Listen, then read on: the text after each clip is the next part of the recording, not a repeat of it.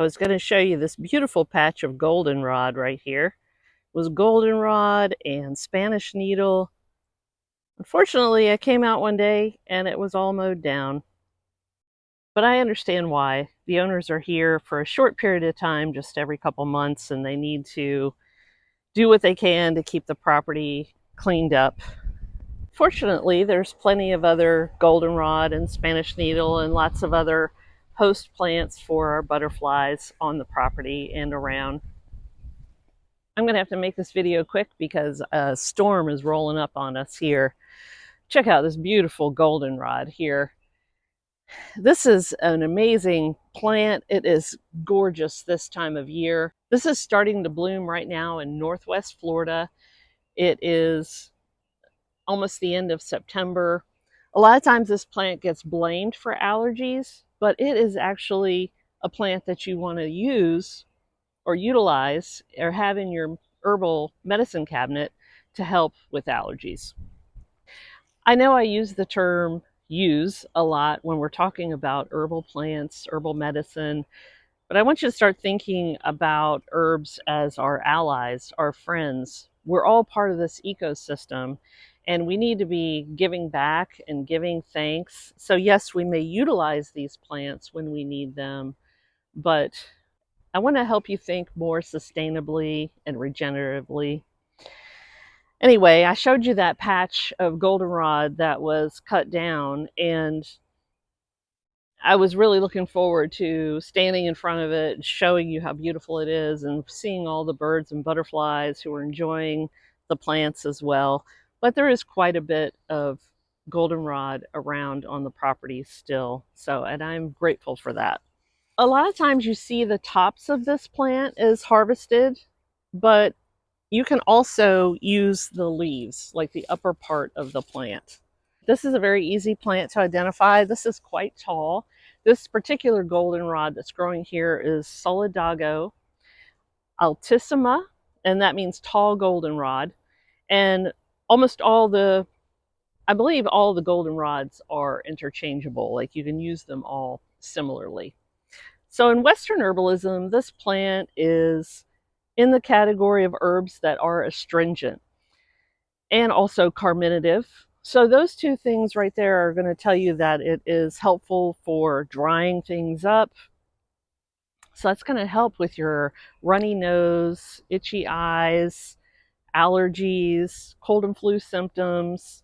It also has antibacterial properties and is useful whenever you have problems with urinary tract or kidneys. So you might reach for this plant if you have a UTI. Goldenrod is also used in Chinese herbalism. It's called Huang Hua, which is just a beautiful name. It's very simple. Both of the words in that are easy to remember because Huang means yellow and Hua means flower. Huang Hua. And this has a gorgeous golden flower when these are fully open. This plant is easy to identify. It has long leaves that are alternating. The leaf is a little bit scratchy, but not too hard. And the flowers, you can see they become quite heavy and they're very pronounced. They kind of have an upward, even though they're starting to weigh down, the flower as it opens up is pointing upwards. Now there is a goldenrod in Northwest Florida that grows in the sandhills or near the beach, and it's called a woody goldenrod. It's not actually in the Solidago family. So it's not a true goldenrod, so you cannot use that one the way that you can utilize this plant. This has been a very popular plant for a long period of time. It's been used in Western herbalism, Chinese herbalism, the indigenous Native American people use this plant. And it was also at one point in time called Liberty Tea because people used it to make tea during the Boston Tea Party, even though this has no caffeine in it. This plant is often blamed for our seasonal allergies, hay fever allergies, but it actually is blooming at the same time as ragweed. And the pollen is really too heavy and too sticky, so it's not typically an allergen for people. It's usually the ragweed, but goldenrod gets blamed because you can see it blooming all over on the side of the roads and in fields. In Chinese herbalism, this is in the category of, it could probably fit in a couple different categories: stabilizing and binding, which is your astringents, as well as clearing heat. This is a very easy plant to preserve as well as make a fresh tea out of. You can use it dried or fresh. And what I've done is just cut the stalks. I cut them somewhere in here. You want to make sure you don't get any bugs or leaves that have kind of molded or have any bugs on them. And then it's very easy to just strip the leaves off and cut the tops. And those are the parts that we use. I'm going to go in the kitchen and I'm going to show you how to make a very simple tea with this. It's very good too, very tasty. And when you crush the leaves of this, they smell so good. Mm.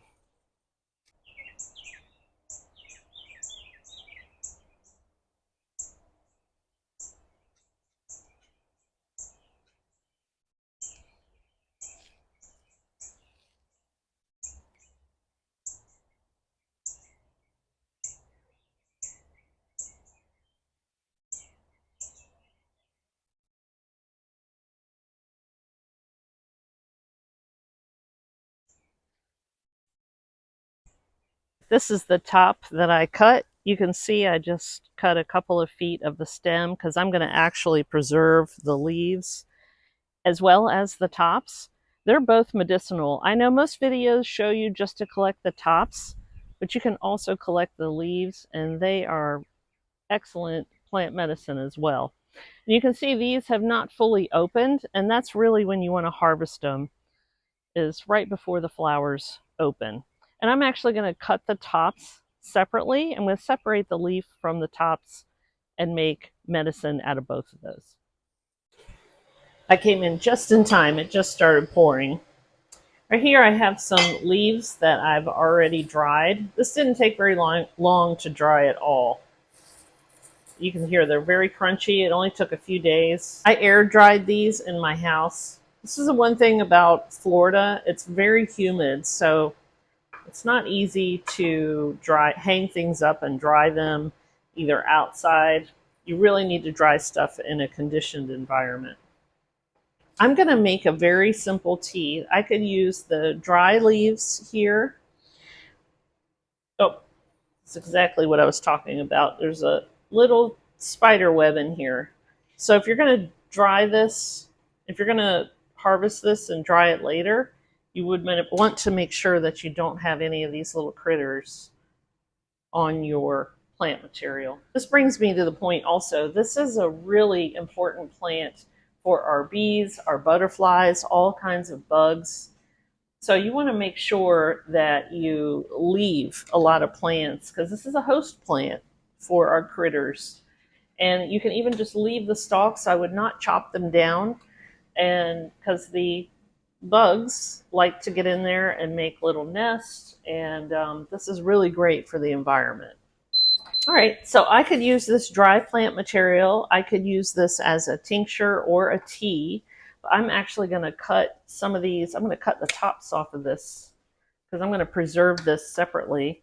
I'm going to go ahead and just pop some of these flowers in here.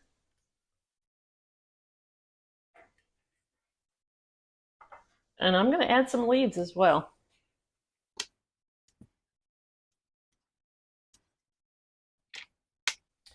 Now I've brought my water to a boil.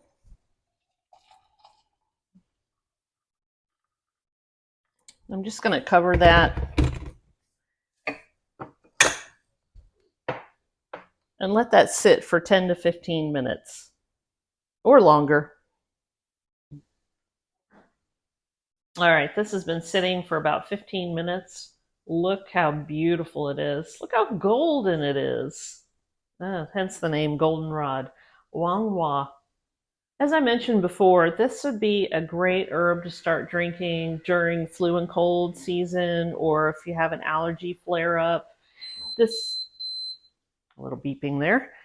This is also a carminative, so it's going to also help a little bit with your digestion. You could also simmer this on the stove if you wanted to. If you didn't want to just let it sit, you want to actually bring it to a boil and then a low simmer for 10 to 20 minutes. You could do that too.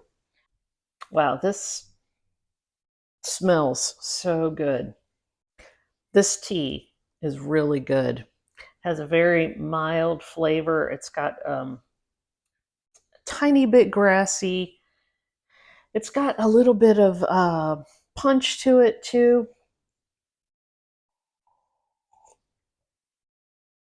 Mm. And I forgot to mention, it's also high in antioxidants, just like your green tea. All right, I hope y'all enjoyed that video. Subscribe, like, all the things, and I'll see you in the next one.